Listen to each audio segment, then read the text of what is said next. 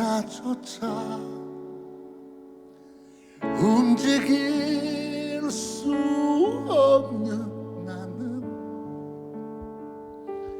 어떠한 것도 할 수 없던 나는, 한숨만이 내 전부 되네. 세상이 날 버리고 나도 모든 사람들을 멀리하면서 돌아서고 있네. 어둠만이 내 전부 되네. 그때 나는 보았네. 울고 있는 당신을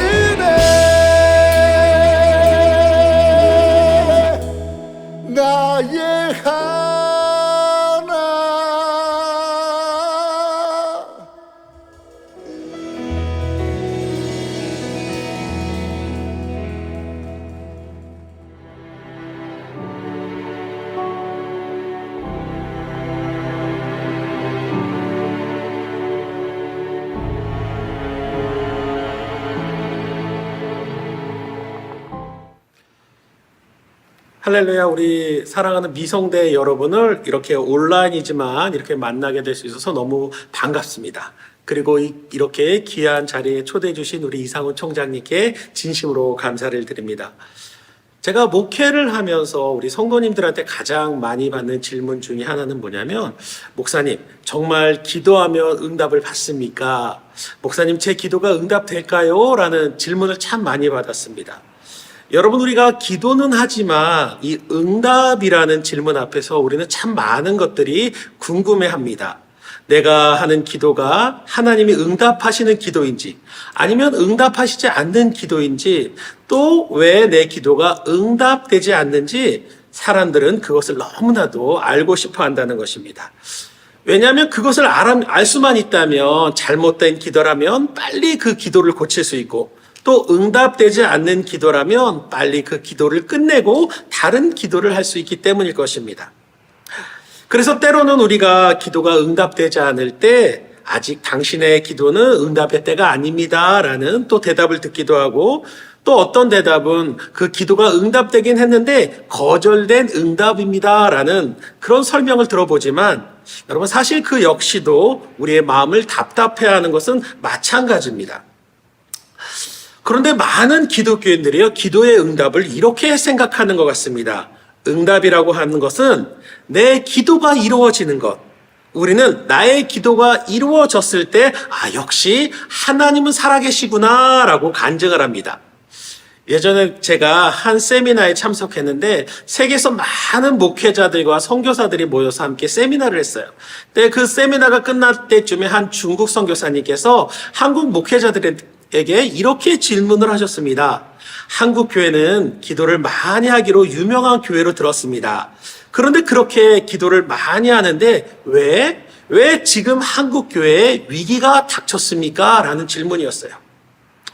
한국 교회라고 하면 세계에서 찾아볼 수 없는 새벽 기도부터 시작해서 수요 기도, 금요 기도, 금식 기도, 상기도, 심지어 하루 종일 기도할 수 있는 기도원까지 있는 기도로 부응했던 한국 교회인데, 그런 기도를 많이 하는 한국 교회가 오늘날 왜 위기에 직면했느냐라는 질문이었습니다. 그 순간 저를 포함한 대부분의 목사님들이 아무 말도 할 수 없었습니다.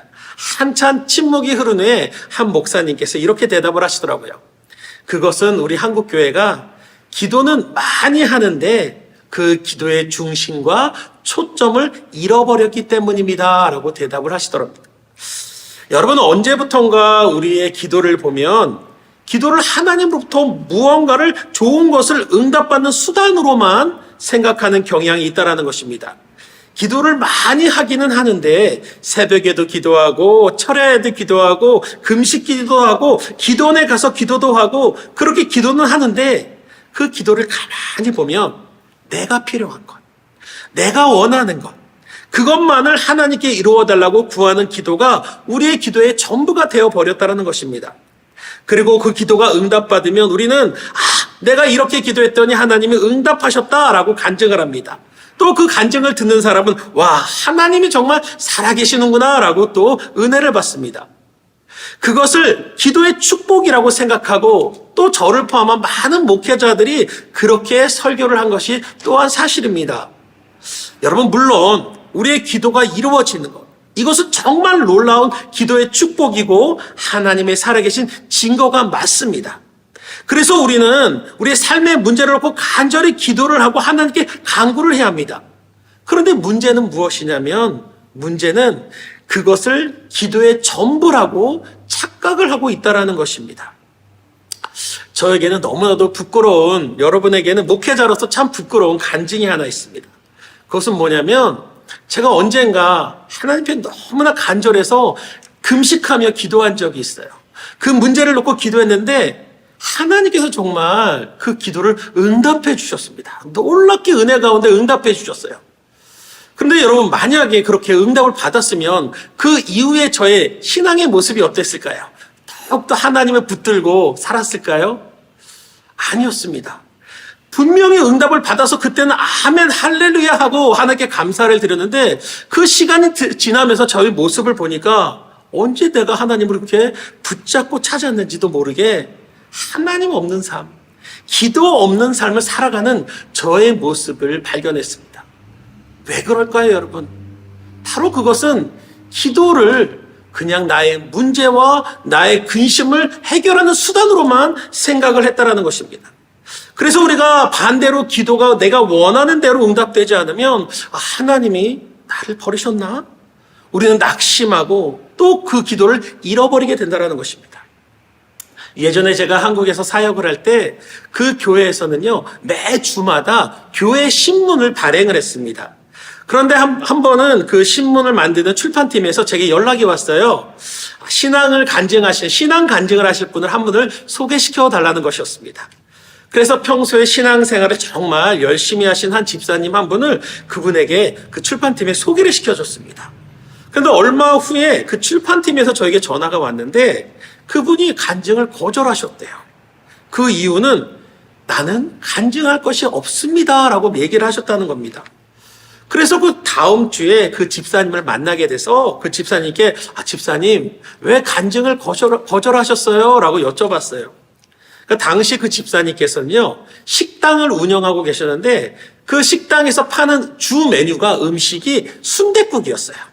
그런데 어느 날 그 집사님께서 예배 시간에 말씀을 통해서 은혜를 받았는데 그 말씀이 술 취하지 말라, 방탕하지 말라, 그 말씀이었다라는 것입니다. 그 말씀에 너무나도 놀랍게 은혜를 받아서 그 집사님께서 결심을 하셨대요.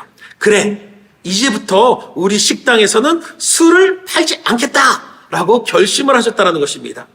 그리고 그 다음 날부터 진짜 그 순댓국집에서는 술을 팔지 않았다라는 거예요. 그러니 여러분, 한국에서 이 순댓국이라고 하면 많은 분들이 믿지 않는 분들은 이 순댓국을 먹을 때 반드시 술을 한 잔씩 이렇게 같이 드시는 습관들이 있습니다. 그런데 술과 같이 먹는 그 순댓국에 이제 술을 팔지 않으니까 어떻게 되겠어요? 손님들이 한 명 한 명 떠나는 거예요. 너무 그 장사가 어려워진 겁니다. 그래서 그 집사님께서 하시는 말씀이, 목사님, 제가 말씀대로 살면서 아직 축복을 받은 것도 아니고 지금은 오히려 더 어려워져서 어쩌면 조만간 가게 문을 닫을 수도 있는데 어떻게 제가 간증을 할 수 있습니까? 라고 말씀을 하시는 겁니다. 그래서 제가 그 집사님께 또 여쭸어요. 그러면 집사님, 그렇게 말씀대로 살면서 힘들고 어려울 때 어떻게 하세요? 라고 여쭤봤더니 그 집사님 하신 말씀이, 제가 할 게 뭐가 있습니까? 주님만 바라보는 거지요. 주님만 붙들며 매달리는 거지요. 그렇게 말씀을 하시는 겁니다. 그래서 이렇게 말씀드렸습니다. 집사님, 그게 간증입니다. 그게 믿는 겁니다. 복을 많이 받아서 간증하는 것이 참된 간증이 아니라 세상적으로 실패할지라도, 세상적으로 어려울지라도 주님 붙잡고 사는 것, 바로 그것이 주님이 기뻐하시는 간증입니다 라고 말씀드린 적이 있습니다. 그리고 그 다음에 그 집사님께서 그 교회 신문에 간증을 실으셨는데 많은 성도들이 그 간증을 읽고 은혜를 받았다라는 이야기를 들은 적이 있습니다. 여러분, 우리는 내 문제, 내 기도에만 초점을 맞추고 그것이 응답되어야만 축복이라고 생각을 합니다. 성공하게 해주세요. 잘 되게 해주세요. 해결해 주세요. 꼭 고쳐주세요. 조금이라도 더 잘 살게 해주세요. 이것이 우리의 기도가 전부가 되어버렸다는 것입니다. 여러분, 교회도 마찬가지. 우리 교회 부흥하게 해주세요. 우리 교회 큰 성전 져서 이전하게 해주세요.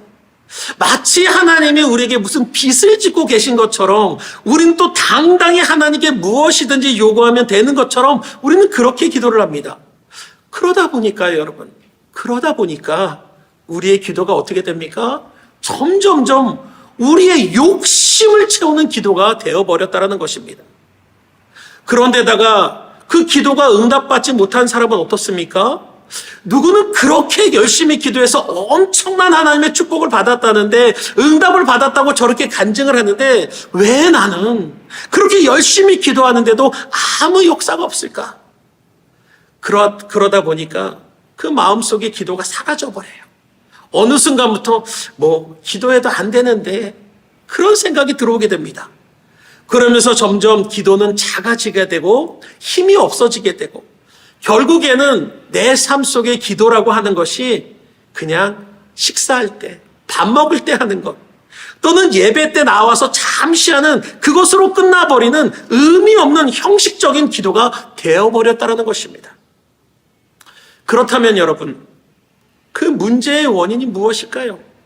그것은 바로 우리가 참된 기도의 본질, 기도의 중심을 잃어버렸기 때문이라는 것입니다. 그렇다면 기도의 참된 본질은 여러분 무엇이겠습니까? 오늘 본문 15절을 새번역 성경을 보니까 이렇게 말씀하세요. 믿음으로 간절히 드리는 기도는 병든 사람을 낫게 할 것이요 주님께서 그를 일으켜 주실 것입니다.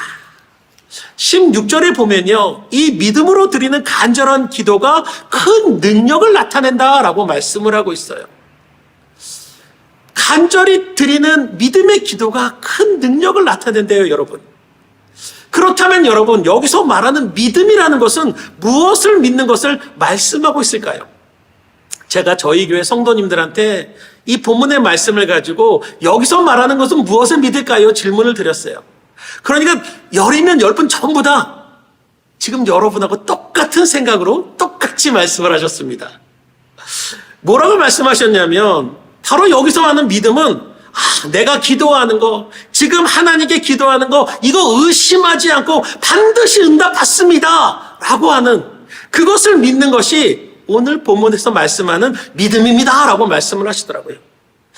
그런데 여러분, 만약에 그렇다면 오늘 제가 이 온라인으로 드리는 여러분과 함께하는 예배 가운데서 여러분 믿음대로 여러분이 기도하면 응답받습니다 라고 선포를 하고 여러분 눈에 아멘하고 믿습니다 하고 그 말씀을 듣는다 할지라도 솔직히 우리 말하면 얼마 지나지 않아서 많은 분들이 굉장히 실망을 하게 될 거라는 겁니다. 왜냐하면 우리가 기도하는 대로 이루어지지 않는 것들이 너무 많다라는 거예요. 그래서 응답이 안 되면 내가 제대로 믿지 않아서 응답을 안 해주시는 걸까? 내 믿음에 문제가 있는 걸까? 아니면 하나님의 말씀에 문제가 있나? 그럼 도대체 어떻게 기도를 해야 믿음을 가져야 응답을 받는 것이지? 믿습니다 라고 크게 소리치면 믿는 걸까? 이런 생각, 저런 생각, 별변 생각을 다 하면서 우리는 고민을 하게 될 거라는 것입니다. 그렇다면 도대체 오늘 본문에서 말씀하고 있는 믿음이라는 것은 무슨 의미를 가지고 있을까요, 여러분? 결론부터 말씀드리면 여기서 믿음이라는 것은 기도가 응답되는 것을 믿는 것이 아니라 바로 지금 이 순간 주님이 나와 함께 하심을 믿는 것을, 바로 그것을 믿는 것을 믿음이라고 말씀하고 있다는 것입니다. 바로 이것이 기도의 참된 본질이라고 말씀하고 있다는 것입니다. 그래서 여러분 오늘 본문에서 이 믿음이란 단어를 보니까요, 이 믿음이란 단어의 뜻은 묶는다, 붙들려 있다라는 의미를 가지고 있어요. 다시 말해서 믿음이란 무엇이냐? 주님과 묶여 있는 것, 주님께 붙들려 있는 것이 바로 믿는다는 것입니다. 쉽게 말해서 지금 나와 주님이 함께 하신다, 바로 이것을 믿고 있느냐, 그것을 말씀하고 있다는 것입니다. 다시 말해서 기도 응답을 믿는 것이, 내 기도가 응답됐다 그것을 믿는 것이 믿음이 아니라 지금 내 기도 가운데, 지금 내 삶 가운데, 지금 주님이 나와 함께 하신다는 그 사실을 믿는 믿음의 기도가 참된 기도의 본질이며, 이 믿음의 기도가 바로 능력의 기도라고 말씀을 하고 있다는 것입니다. 우리 사랑하는 미성대 여러분, 지금 주님이 여러분과 함께 하심을 믿으십니까? 아멘. 그런데 여러분, 문제는요, 우리가 다 예수님을 믿는 것 같은데 실제로 우리가 정말 예수님을 믿지 못할 때가 너무 많다라는 거예요. 겉으로는 잘 믿는 것 같은데 막상 결정적인 순간에는 하나님에 대한 믿음을 잃어버리는 때가 너무나도 많다라는 것입니다. 이런 이야기가 있어요. 어느 평일날 밤이에요. 어두컴컴한 평일날 밤에 한 술에 만취한 사람 남자가 교회에 찾아왔습니다. 그러면서 교회 문을 쾅쾅쾅 두드리면서 소리를 지르는 거예요. 막 누군가를 찾는 거예요. 그 소리에 교회를 관리하시는 그 집사님이 주무시다가 깜짝 놀라서 일어나서 교회 밖을 나가봤더니 한 술 취한 남자가 교회 문을 두드리면서 하나님 나와봐요! 쾅쾅쾅 두드리면서 소리를 지르는 거예요. 그래서 그 집사님이 누구를 만나러 왔습니까? 왜 왔습니까? 라고 여쭤봤더니 그 술 취한 남성분이 하시는 말씀이 본인의 아내가 이 교회를 다니는데 이 아내의 문제 때문에 자기가 이 교회의 주인인 하나님께 따질 게 있어서 하나님을 좀 만나러 왔다라는 겁니다. 그러면서 문을 막 두드리면서 하나님 좀 나와보라니까 쾅쾅쾅 하는 거예요. 그 밤에 그렇게 고래고래 소리를 지르면서 행패를 부리니까 그 집사님이 그 술 취한 남자한테 뭐라고 한지 아십니까, 여러분? 그런 분 여기 없어요. 잘못 찾아오셨어요. 돌아가세요. 그런 분 여기 없어요. 그랬답니다, 여러분. 교회에 그런 분이 없대요. 하나님이 없대요. 여러분, 참 웃기면서도 참 슬픈 말이 아닌가 합니다. 그런데 이것이 우리의 믿음의 모습은 아닐까요, 여러분? 예수님을 믿기는 믿는데 평소에는 잘 믿는 것 같은데 주님이 나와 함께 하신 것 같은데 문제가 닥치고 어려움이 닥치면 우리는 그 문제가 내가 원하는 대로 응답되지 않고 내 뜻대로 문제가 해결되지 않으면 주님이 안 계시다. 믿지 못하고 있지는 않습니까? 오히려 그 주님을 원망하고 있지는 않습니까? 여러분 정말 주님이 여러분과 함께 하심을 믿으십니까? 아멘. 그렇습니다, 여러분. 바로 여러분이요. 이 미성대의 학생으로서 또 교직원으로서 이렇게 공부를 하고 일을 할 수 있다는 거, 여러분. 그 자체가요. 바로 주님이 여러분과 함께 하시기 때문에 가능하다는 것입니다, 여러분. 우리는 반드시 이것을 기억해야 돼요. 우리가 이것을 알고 공부하고 일하는 것과요, 아무 생각 없이 내가 이 미성대에 내 의지대로 왔다, 그래서 이곳에서 공부한다, 그렇게 생각하는 것은 엄청난 차이가 있습니다, 여러분. 여러분이 오늘 바로 이곳에서 예배를 드리는 것, 그리고 이 미성대로 하나님께서 주님이 나를 부르시고 이끄시고 지금 이 예배 가운데, 이 미성대 가운데 나와 함께 하신다는 확신을 갖게 되면 여러분 어떻습니까, 여러분? 지금 온라인이지만 지금 여러분과 주님이 함께 계심을 여러분 느끼면 어떻겠어요? 여러분이 공부하는데 그 수업 시간에 주님이 함께 계신다. 여러분이 학교에서 일을 하는데 그 옆에 하나님이 함께 하신다. 그것을 느끼면 여러분 어떻겠습니까? 저는 그것을 생각할 때마다 막 심장이 뛰어요. 왠 줄 아세요? 와, 하나님이 나와 함께 하시는구나. 하나님이 나를 통해서 어떻게 이루어나가실까? 하나님이 나를 통해서 어떤 역사를 나타내실까? 그게 막 소망이 생기고요, 은혜가 된다는 겁니다. 그래서 야고보 사도는요, 바로 그런 주님이 나와 함께 계신다는 그것을 믿고 기도하라고 오늘 말씀하고 있는 거예요.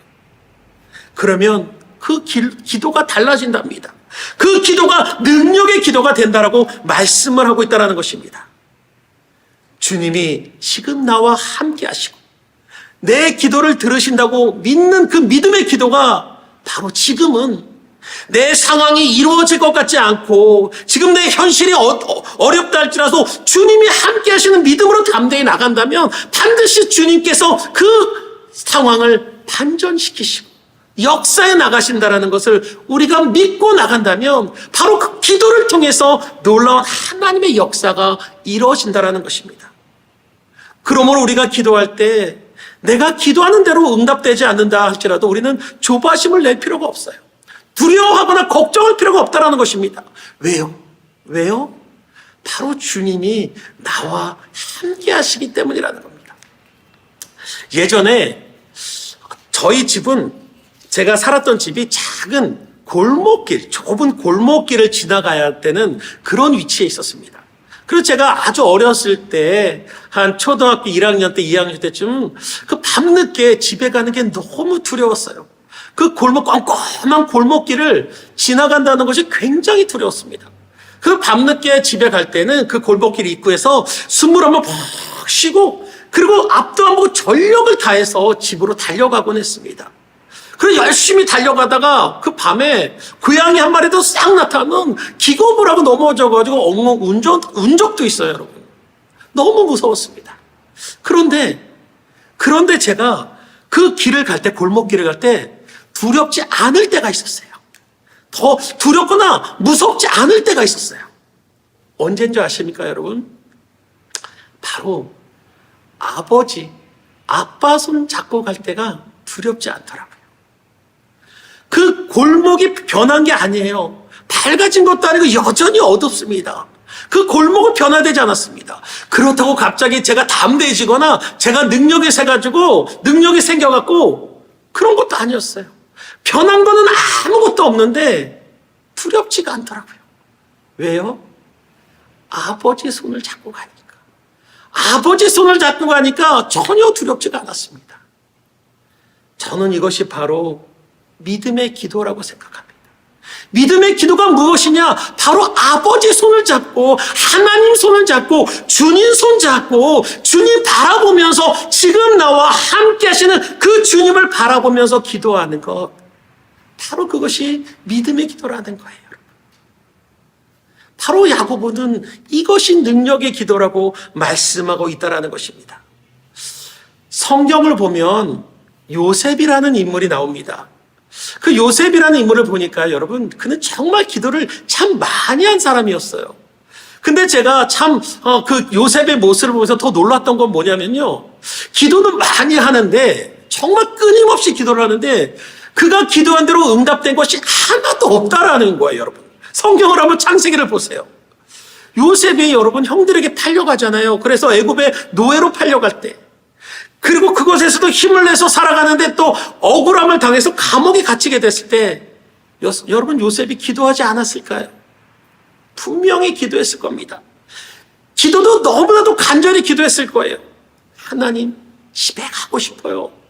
하나님, 내 아버지가 야곱이 나 때문에 크게 낙심하고 실망할 텐데 우리 아버지 너무 보고 싶어요. 어머니 보고 싶어요. 그는 밤낮 쉴 새 없이 시간만 나면 하나님께 부르짖었을 것입니다. 그런데 성경을 보면 하나님이 간절한 그 눈물의 기도에 전혀 응답하지 않으시고 있다는 것이에요. 오히려 어떻습니까? 상황은 더 어려워지고 고난은 더 힘들어지고 억울한 일들은 더 많이 생기게 됩니다. 기도를 하면 할수록 그 현실은 더 비참한 상황에 처해지고 있다는 것입니다. 그런데 제가 정말 놀란 건 뭐냐면 그 순간에 요셉이요, 기도를 포기하지 않는다는 거예요. 끊임없이 기도를 합니다. 왜 그런지 아십니까? 그는 자신의 기도가 자기의 뜻대로 내가 원하는 대로 이루어지지 않는다 할지라도요, 그가 확신했던, 믿었던 한 가지가 있더라는 것입니다. 바로 그것이 여러분 무엇입니까? 그래도 하나님은 지금 나와 함께 하신다. 그거였어요, 여러분. 이 요셉은 그것을 붙들며 살았다는 것입니다. 그래서 여러분, 우리가 보디발의 아내가요, 이 요셉을 유혹할 때 이 요셉이 그 유혹을 뿌리치는 말씀이 창세기 39장 9절에 나오는데 여러분 뭐라고 얘기하는지 아십니까? 내가 어찌 이 큰 악을 행하여 하나님께 죄를 지으리이까? 여러분, 이 말뜻의 의미는 무엇입니까? 바로 지금 이 순간에 나와 하나님이 함께 하시는데 내가 어떻게 하나님 앞에서 이 죄악을 저지를 수 있습니까? 그렇게 얘기하고 있다는 것입니다. 내가 착한 사람이기 때문에, 내가 도덕적으로 완벽한 사람이기 때문에 그런 죄를 범할 수 없습니다가 아니라 하나님이 지금 나와 함께 하시기 때문이라는 것입니다. 바로 요셉은 어느 순간에도 하나님은 나와 함께 하신다, 바로 그 믿음을 붙들고 살아갔다라는 것입니다. 그래서 여러분, 그의 결과는 어떻게 됩니까? 그가 그 애굽의 국무총리가 돼요.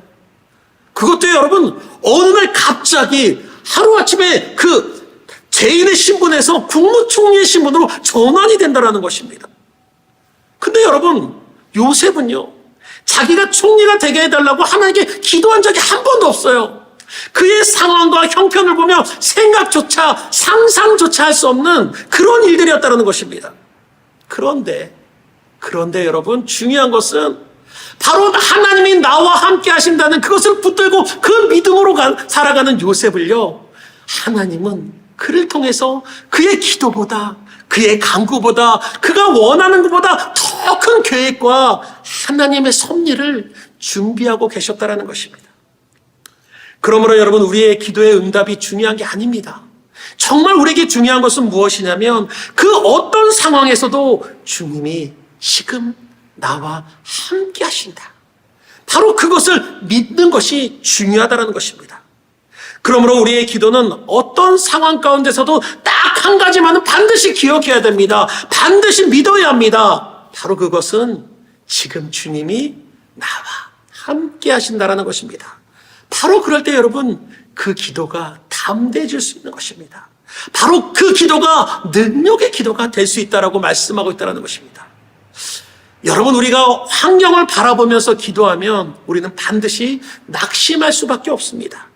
그러나 내 기도를 들으시는 주님, 나와 함께 하시는 주님을 바라볼 때 우리의 기도에 힘이 생기게 되고 그 기도가 능력의 기도가 된다는 것을 여러분 반드시 기억하시길 바랍니다. 그래서 오늘 하나님께서는요, 우리의 기도가 이와 같이 변화되고 바꾸기를 원하신다는 것입니다. 그러므로 바라기는 주님이 함께하는 그 기도를 통해서 여러분 안에 하나님의 큰 능력이 나타나는 기도를 드려주기를 주님의 이름으로 축원드립니다. 바로 여러분의 기도가 그 능력이 회복되기를 간절히 바랍니다. 그래서 우리 미성대 학생 여러분과 우리 교직원 여러분의 그 기도가 하나님이 쓰시는 놀라운 도구가 되고 또 앞으로 여러분의 사역과 우리 미성대를 통해서 하나님의 살아계심이 증거되기를 주님의 이름으로 간절히 축원합니다. 우리 기도하겠습니다. 참 좋으신 하나님, 감사합니다. 하나님이 사랑하시는 우리 미성대, 우리 학생들과 교직원들을 주님 사랑하여 주셔서 하나님, 우리가 주님을 알게 하여 주시고 주님의 사역을 위해 살아가게 하심을 감사를 드립니다. 하나님, 간절히 바라고 기도하는 것은 하나님, 우리가 우리의 마음속에 어떤 상황이든지 어떤 환경에서도 하나님이, 주님이, 성령님이 나와 함께 하신다는 그 사실을 우리가 잊지 않게 하시고 그 믿음을 가지고 하나님 담대히 하나님의 뜻을 이뤄나갈 수 있는 우리 미성대 학생들과 교직원들과 우리 미성다가 될 수 있도록 하나님 축복하시고 역사하여 주시옵소서. 감사드립니다. 예수님의 이름으로 기도합니다. 아멘.